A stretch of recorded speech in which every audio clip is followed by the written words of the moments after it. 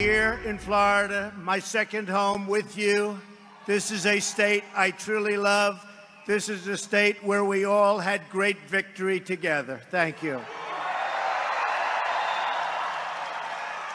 It's now been 1 month since my inauguration, and I am here to tell you about our incredible progress in making America great again. And I'm also here to tell you about our plans for the future. And they're big and they're bold, and it's what our country is all about, believe me. I'm here because I want to be among my friends and among the people. This was a great movement, a movement like has never been seen before in our country or probably anywhere else.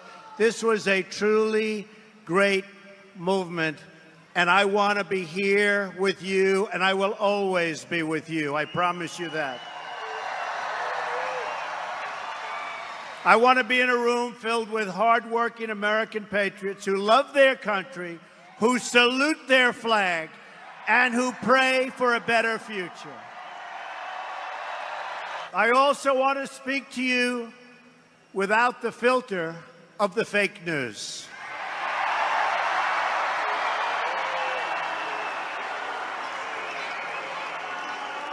The dishonest media, which has published one false story after another, with no sources, even though they pretend they have them, they make them up in many cases. They just don't want to report the truth, and they've been calling us wrong now for 2 years. They don't get it, but they're starting to get it. I can tell you that. They've become a big part of the problem. They are part of the corrupt system.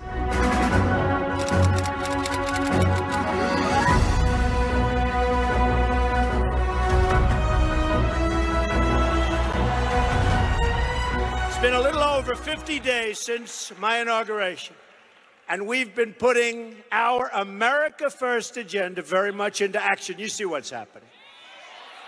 We're keeping our promises. In fact, they have signs. He's kept his promise. They're all over the place. I have. We have done far more, I think maybe more than anybody's done in this office in 50 days, that I can tell you.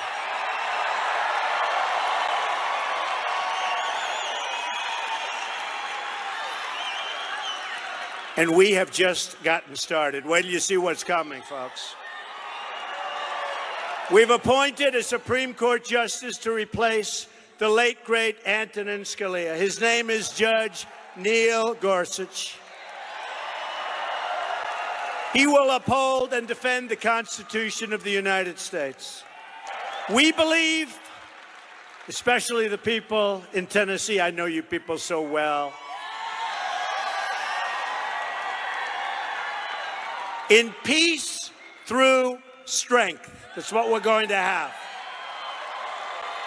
And we are taking steps to make sure that our allies pay their fair share. They have to pay.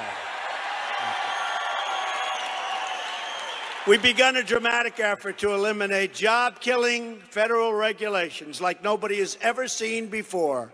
Slash. We're going to protect the environment. We're going to protect people's safeties. But let me tell you, the regulation business has become a terrible business, and we're going to bring it down to where it should be.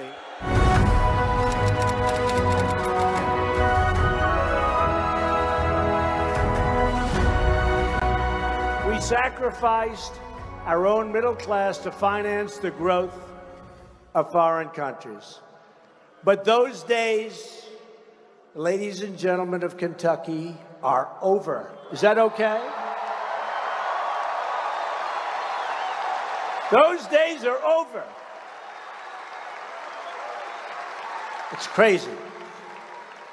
You know what that is? Much more than 60,000 factories. You know what that is? It's like, I said, if you have a map, how do you put that many dots on the map, right? More than 60,000 factories, but they're all coming back. You see them coming back. You see car companies that we're going to build elsewhere, and now they're saying that because of Trump, we're going to build in Michigan, we're going to build in Ohio, we're going to build in Kentucky. They're saying it loud and clear. Because from now on, it's going to be America first. America first.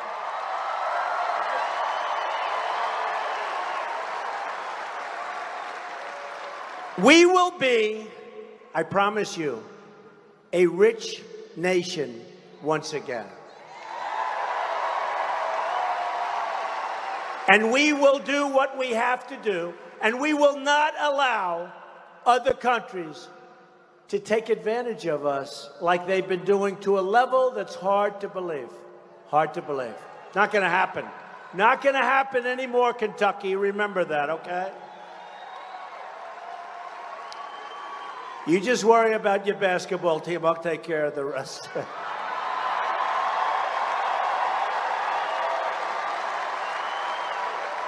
But to be a rich nation, we must also be a safe nation.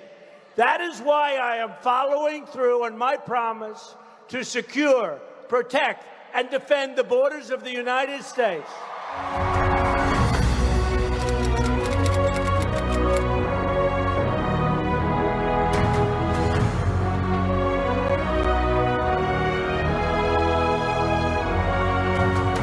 In just these first few months, we've created 99,000 new construction jobs, 49,000 new manufacturing jobs, and 27,000 new mining jobs. Who are the miners here?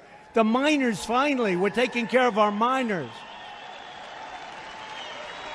We love our miners. And we have over 600,000 new jobs. And by the way, the stock market since our election is through the roof.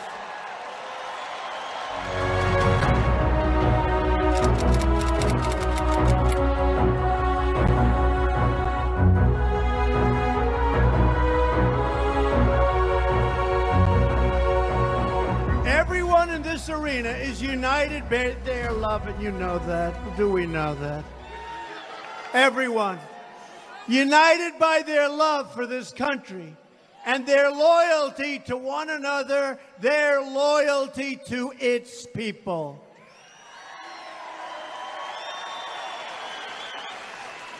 And we want people to come into our country who can love us and cherish us and be proud of America and the American flag.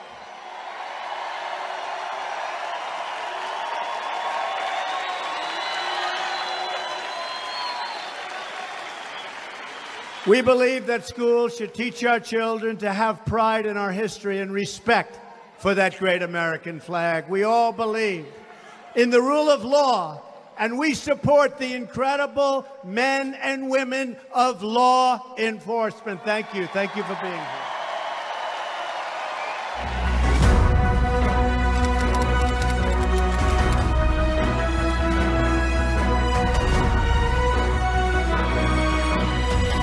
The Russia story is a total fabrication. It's just an excuse for the greatest loss in the history of American politics. That's all it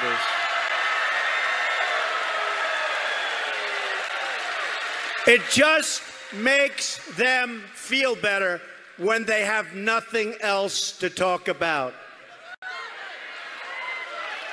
What the prosecutors should be looking at are Hillary Clinton's 33,000 deleted emails,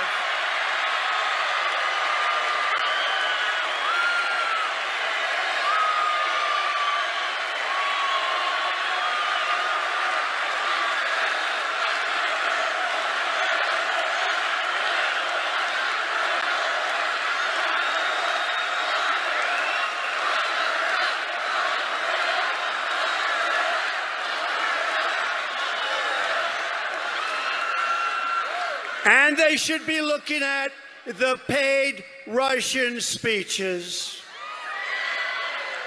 and the owned Russian companies, or let them look at the uranium she sold that is now in the hands of very angry Russians.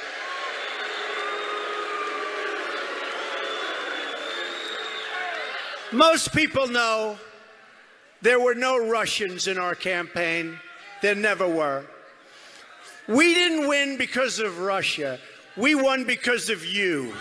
That I can tell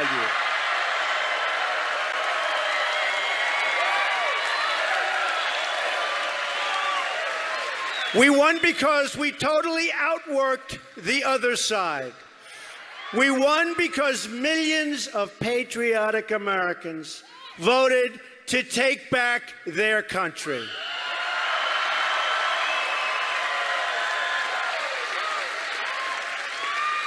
Have you seen any Russians in West Virginia or Ohio or Pennsylvania?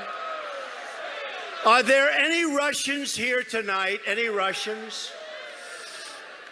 They can't beat us at the voting booths. So they're trying to cheat you out of the future and the future that you want. They're trying to cheat you out of the leadership you want with a fake story that is demeaning to all of us, and most importantly, demeaning to our country and demeaning to our Constitution.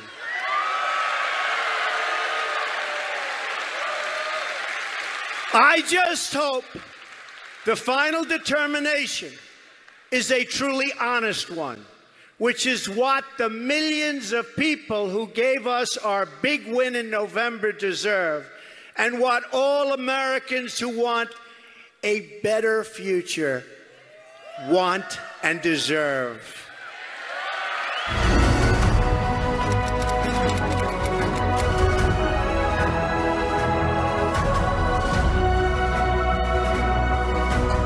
The media can attack me, but where I draw the line is when they attack you, which is what they do. When they attack the decency of our supporters.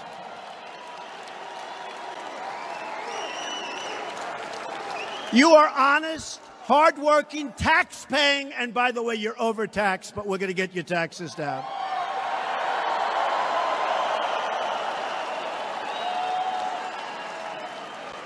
You're tax-paying Americans who love our nation, obey our laws, and care for our people.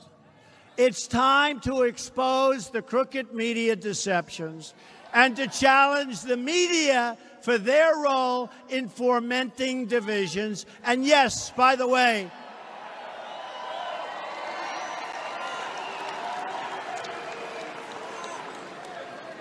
they are trying to take away our history and our heritage. You see that.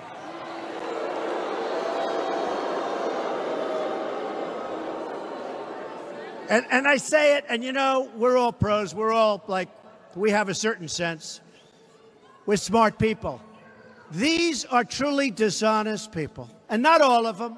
Not all of them. You have some very good reporters. You have some very fair journalists. But for the most part, honestly, these are really, really dishonest people. And they're bad people. And I really think they don't like our country. I really believe that. And I don't believe they're going to change, and that's why I do this. If they would change, I would never say it. The only people giving a platform to these hate groups is the media itself and the fake news.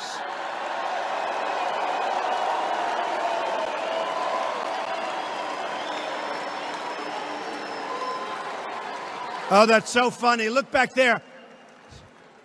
The live, those suckers off fast out there. They're turning those lights off fast.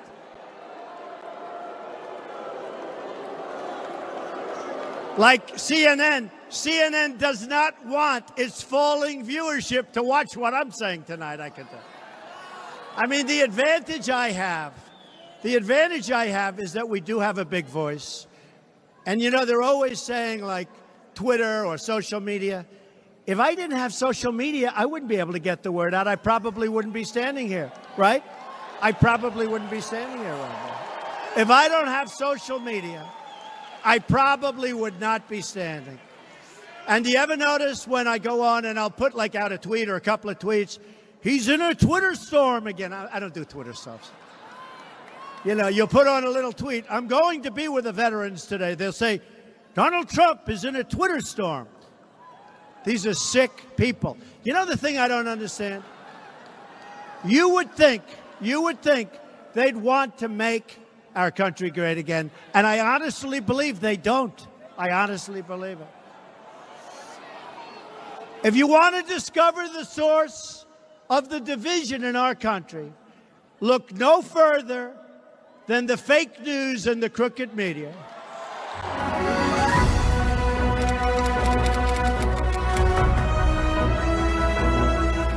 We also understand that immigration security is that's really a national treasure, but it's a national security. We need national security for safety. We're going to keep radical Islamic terrorists out of our country. Sorry.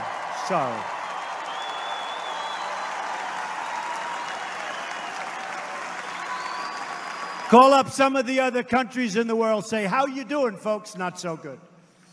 We're creating an immigration system that puts American workers and American families first.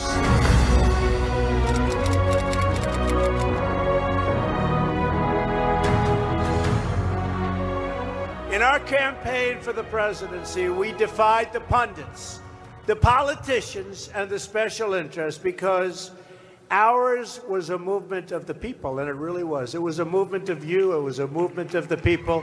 It was a movement to make America great again. And it's happening. That's happening.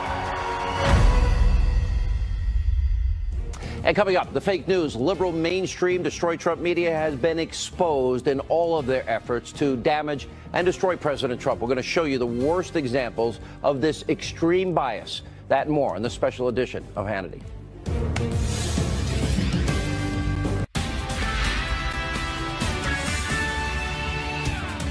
Live from America's News headquarters, I'm Kelly Wright. Here's what's happening. We're learning more about the gunman who killed a Colorado deputy Sunday. Authorities now say the suspect, 37-year-old Matthew Riel, was an attorney and an Iraq war veteran.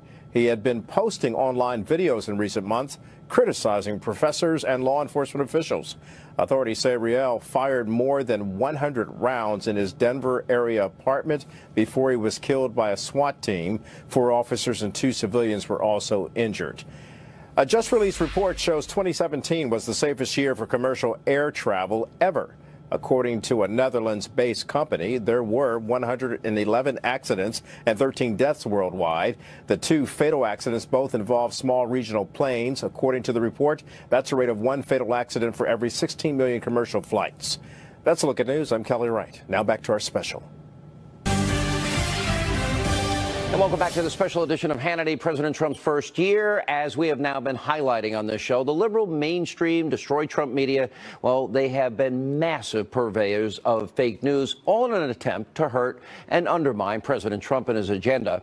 Now, since President Trump took office, the spreading of fake news and outright lying has now reached unprecedented levels, which has now created a massive informational crisis in this country. Now, before we show you the worst of the worst examples from the mainstream media, well, let's first go back and look at how everyone in the press said that Donald Trump was never, ever going to win. They were laughing up a storm at the thought that he could win. Remember this.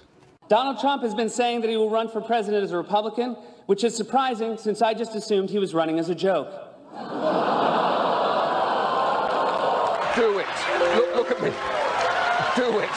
I will personally write you a campaign check now on behalf of this country, which does not want you to be president, but which badly wants you to run. We better be ready for the fact that he might be leading the Republican ticket next. I know you don't believe that, but I want to go on to Sorry to laugh. President Obama will go down as perhaps the worst president in the history of the United States! Exclamation point at real Donald Trump. Well, at real Donald Trump, at least I will go down as a president. That's like my favorite video, the media dead wrong.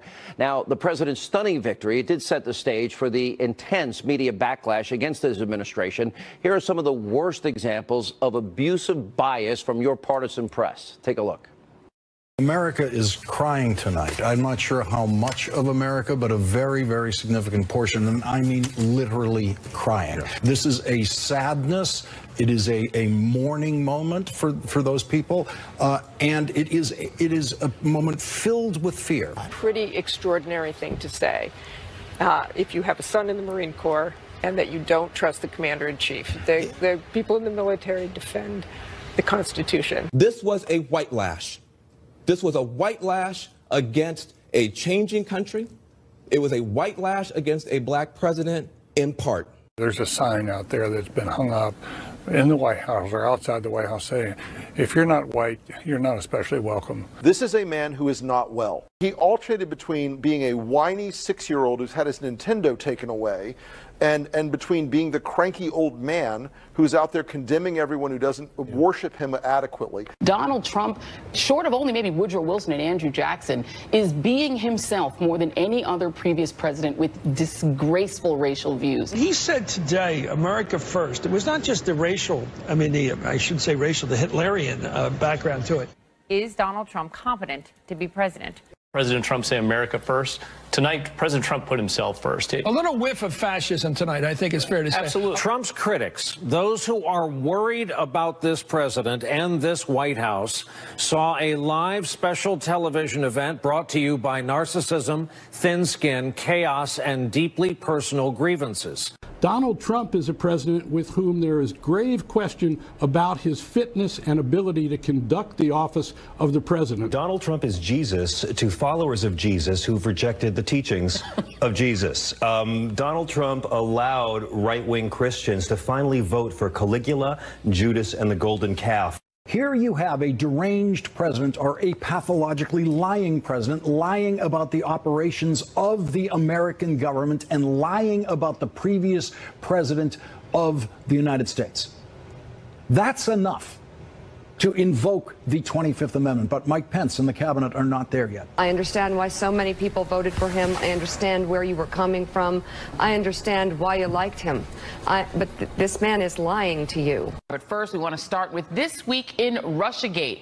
It is as if there are no shoes on the Trump human centipede that are not about Russia. Russia, Russia, Russia.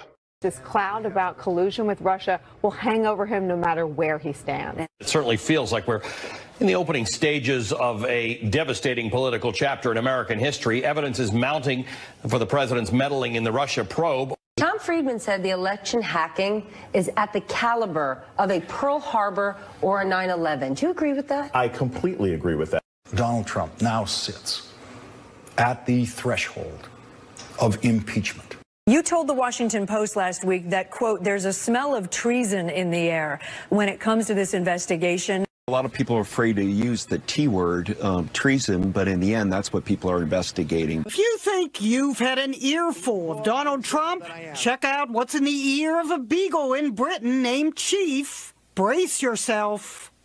Is this president trying to impersonate Hugo Chavez, Recep Tayyip Erdogan, Vladimir Putin? Apparently, the president gets 2 scoops. You know, everyone else around the table gets 1, and no word if there were sprinkles. At the dessert course, he gets 2 scoops of vanilla ice cream with his chocolate cream pie instead of the single scoop for everyone else. He's gained weight, according to these sources. He doesn't trust people around him. He's withdrawing.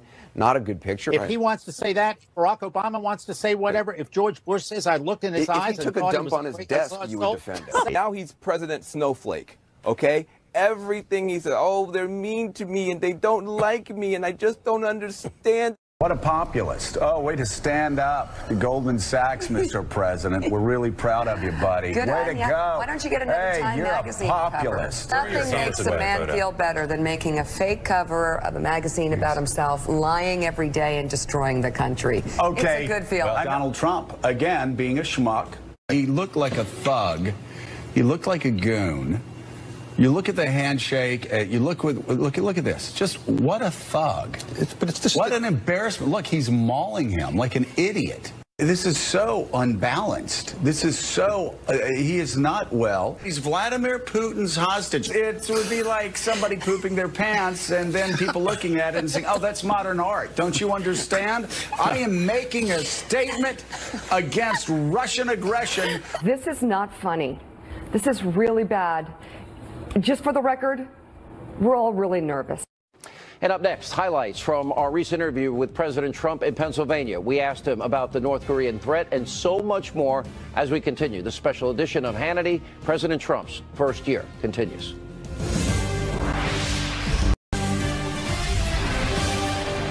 Welcome back to the special edition of Hannity, President Trump's first year. Now, we recently traveled to the great state of Pennsylvania to interview President Trump in front of a large audience. Now, we asked the commander-in-chief about how he would deal with the North Korean nuclear threat, plus a whole lot more. Take a look at some of the highlights.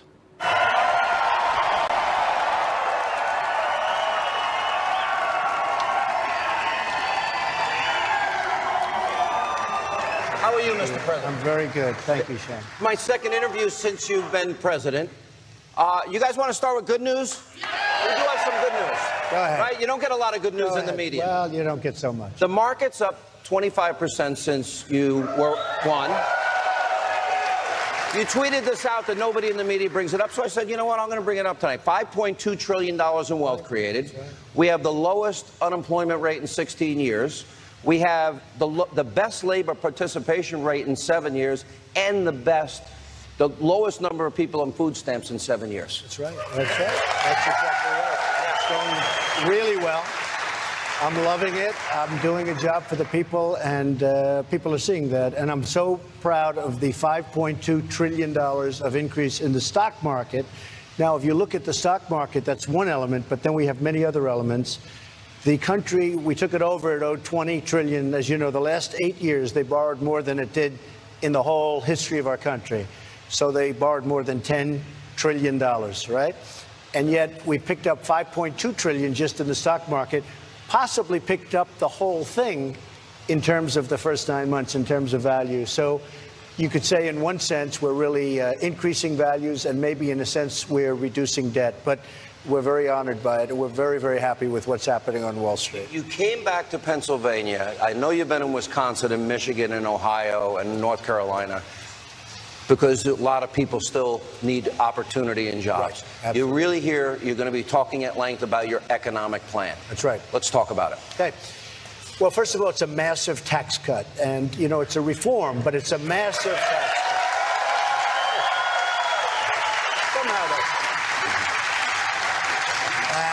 You know, when we first introduced it, and for years they talk about tax reform, I said the problem with the word reform, nobody understands what it means. Because reform could mean you're going to raise taxes. This is the largest tax cut in the history of our country. It is incredible. It's going to put people to work. So right now, Sean, we are the highest taxed nation in the world. And we're going to be now down in the lower rung in terms of taxes. There was a lot of coverage of your phrase. They would report it in the media, cryptic phrase, the calm before the storm. It seemed related to Rocket Man, his term. Kim Jong-un. In terms of him having ICBM capability, nuclear capability, firing missiles over Japan, our ally, threatening Guam, and potentially maybe being able to reach the United States, continental United States, with a nuclear weapon. At some point, this is going to come to a head. What was the calm before the storm? We can't let this to go on. We just can't. Now, you can say what you want. This should have been handled 25 years ago. It should have been handled 20 years ago and 10 years ago and 5 years ago. It should have been handled by numerous, not just Obama, but certainly President Obama should have taken care of it. Now it's at a point where it's very, very far advanced. Something has to be done. We can't allow this to happen. Now, China's been very helpful, I think, you know, who knows? They seem to be very helpful. They cut off banking to North Korea. That's something they've never done before. They've cut down, way down on the fuel, a lot of other things. We're going to see what happens. But we cannot allow this to happen. This should have been taken care of long ago. Clinton gave them billions of dollars, gave them lots of other things, and before the contract, the ink was dry on the contract, they were already starting again with the missiles and with the nuclear, frankly. So we are in a position, look, we're very strong. I'm building up the military like nobody's ever seen. We're close to $800 billion in spending. Sean, I don't know if you know, but the military, our military was totally, really depleted. You look around and you see what's going on. You take a look at what we're buying right now with the jet fighters and all of the equipment we're buying. And, it's two things, really. It is jobs, and that's far less important. But we build the greatest military equipment in the world. We have missiles that can knock out a missile in the air 97% of the time. And if you send two of them, it's going to get knocked out. Is it fair to say if he keeps firing missiles, that's going to end? Well, I don't want to say anything. I don't want to say anything. You don't want to I'm just telling you, I don't want to talk about it because, all these people, they talk. I remember with Mosul, and I use this all the time with Mosul. We are going to be attacking Mosul in 4 months. We're attacking Mosul in 3 months. I say, why do they keep saying it? Attack, do it, or don't do it, or whatever. But they kept talking about it. And by the way, it turned out to be hell on wheels. It was hard because they were so totally prepared. And I'm not saying I'm doing anything, and I'm not saying I'm not. But we shouldn't be talking about it. Calm before the storm. You're not going to talk about that either. No, I don't talk about it. No. Iran, it was interesting. It was interesting. Bill Clinton, when he made the deal with Kim Jong-un's father, Kim Jong-il, he actually said, this is a good deal for the American people. It was not. It seems the same mistake was made with President Obama and the Iranian deal. There's reports you will decertify this. You can also pull out of it. John Bolton suggesting you just pull out completely. Why decertify and not just scrap it? Well, you can do both, to be honest with you. You can do both. You can decertify and then I know exactly what I'm going to do, but I can't give it away tonight. But I'm going to be announcing it very shortly. But why not, right? But I will. I mean, there's no secret. I think it was one of the most incompetently drawn deals I've ever seen. $150 billion given. We got nothing. We got nothing. They got a path to nuclear weapons very quickly. And think of this one, $1.7 billion in cash. This is cash out of your pocket. What? You know how many airplane loads that must be? Did you ever see $1 million like a promotion where they have $1 million in $100 bills? It's a lot of. This is $1.7 billion. You'd almost say, who would be authorized to do it? And who are the people that deliver it? You may never see them again, right? But, plane loads. But just plane loads. So this is the worst deal. We got nothing. We got nothing. So I'm not giving anything away, but I've been saying this for a long time. You have people dancing and screaming in the streets of Iran. Now, I have to tell you, those people are possibly staged because I happen to believe the people of Iran are great people and they want freedom and they want to be sort of friendly with us. I really believe that. But they're dancing in the streets and they're singing Death to America, and Kerry's out there negotiating a deal and giving up every single point. He'd go in, we'd like this, you're not having it, done, done, done. It's the worst deal I've ever seen. Whether it's countrywide or any other wide, there is no worse deal. So we will see what happens pretty soon. A lot of people are guessing, but maybe there's not so much guessing. But it was an incompetently drawn deal. Look, it's a very bad deal. I'm not saying anything different tonight that I have been saying for 2 years. It's a horrible, horrible embarrassment to our country. And we did it out of weakness when actually we had great strength. And coming up, this was the first show on cable to sit down with President Trump once he got into the White House. We're going to play you some of the highlights from our first interview with the president as we continue the special edition of Hannity. Fox News Channel is bringing you an all-American New Year's celebration from New York City and around the country. Catch the biggest live performances and join the conversation using hashtag Fox News. Live from America's News headquarters, I'm Kelly Wright in New York. Here's what's happening. The death toll rising now following days of violent protests in Iran. 13 people, including a police officer, have died. Hundreds of people have also been arrested. The protesters are upset about the current economic situation in Iran. They're the largest demonstration since the disputed 2009 presidential election. The unrest began Thursday in Mashhad and has spread to several cities. A life-threatening deep freeze sweeping across large parts of the U.S. The National Weather Service issuing wind chill advisories Monday, covering a vast area from South Texas all the way to Canada, and from Montana and Wyoming in the west through New England in the east. The chilly weather is already blamed for at least 2 deaths, and Omaha's temperature of 15 below has broken a record since 1884. I'm Kelly Wright. Back to Welcome back to the special edition of Hannity. President Trump's first year. Now back in January, we traveled down to Washington, D.C. to interview the president at the White House. We focused on his agenda, the liberal, biased mainstream media, and we also got a tour of the Oval Office. Let's take you inside. Mr. President, good to see you. Thank you. What a week this has been. It's been a great week. We have accomplished a lot.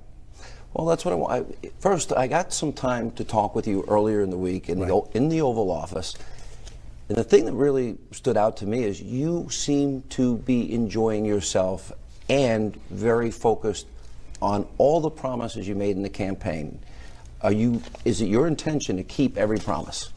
Well, I'm going to keep as many as I can. You know, politics is tough. Sometimes you make a promise and for some reason you can't because you have opposition. Everyone's talking about it, and we're going to do things that I said we were going to do, and we're going to take care of a lot of people that were mistreated by government for many, many years, and that's really how I won the election in the first place, Sean. You know that better than probably anybody. The media, a little bit of a contentious start, if you will, with them. They want to. I've seen now the New York Times, CNN, NBC. They've used the word liar to describe you, as it relates if you're talking about crowd size or they're voter very fraud. hostile. These are very hostile people. These are very angry people. But they also colluded against you in the campaign. Yeah.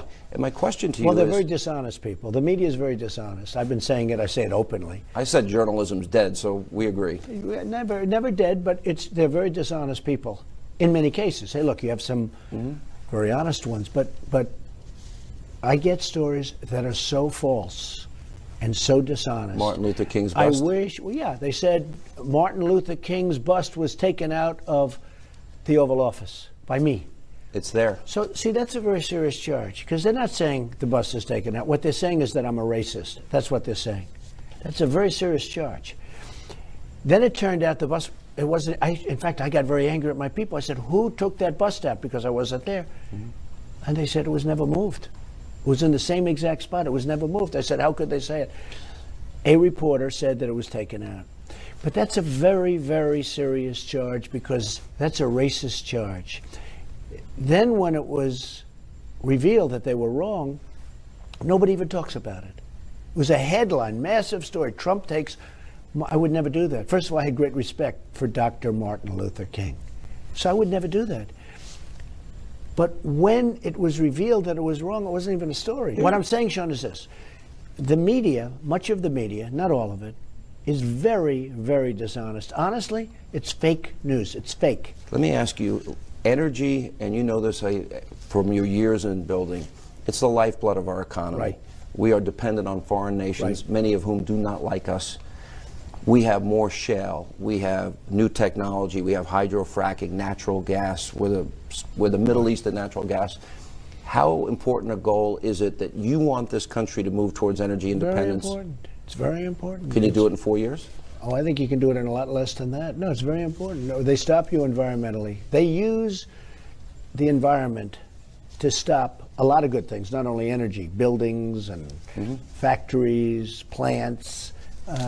They use it to stop things. It's like a roadblock, but that's not going to happen anymore. And by the way, I'm an environmentalist, okay?